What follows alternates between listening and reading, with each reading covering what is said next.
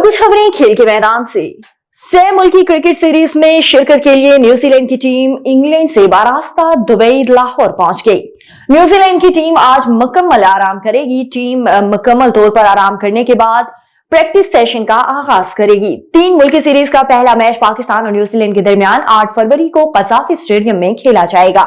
लाहौर में पाकिस्तान और New Zealand team के कप्तानों की प्रेस कॉन्फ्रेंस भी रखी गई है, जबकि 3 मुल्की सीरीज के लिए जनूबी अफ्रीका की टीम जुमे के दिन लाहौर पहुंचेगी और उनका हफ्ते को पहला ट्रेनिंग सेशन होगा।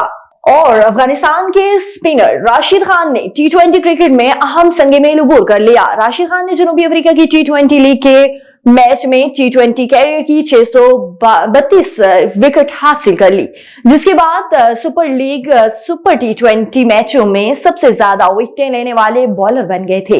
अफगान स्पिनर राशिद खान ने टी20 क्रिकेट के 631 विकेटें हासिल करने के लिए वेस्ट इंडीज के साबिक ऑलराउंडर डॉयन ब्रावो को पीछे छोड़ दिया। डेजे ब्रावो ने 546 टी20 मैचेस में 1183 गेंदें फेंककर 631 विकेटें हासिल की, जबकि राशिद ने 457 रन में 10,542 गेंदें कराकर 12 से ज्यादा विकेटें हासिल कर दी।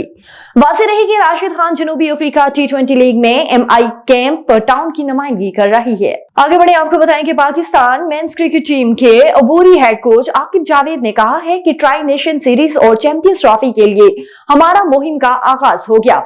असिस्टेंट कोच अजहर महमूद की हमरा PCB डिजिटल पर बातचीत करते हुए आकिब जावेद का कहना था कि चैंपियंस ट्रॉफी से कबल ट्राई नेशन सीरीज हमारे लिए आइडियल मौका है। उन्होंने चैंपियंस ट्रॉफी के बारे में बातचीत करते हुए बताया कि चैंपियंस ट्रॉफी की खूबसूरती या उसमें कोई कमजोर टीम नहीं है। इस मौके पर असिस्टेंट कोच अजहर महमूद का कहना था कि हमारे पास आज सेंटर्स की सहूलत दस्तयाब थी जो अमूमन नहीं मिलती, इसलिए सीनियर यू बेस्ट मैच खेला गया।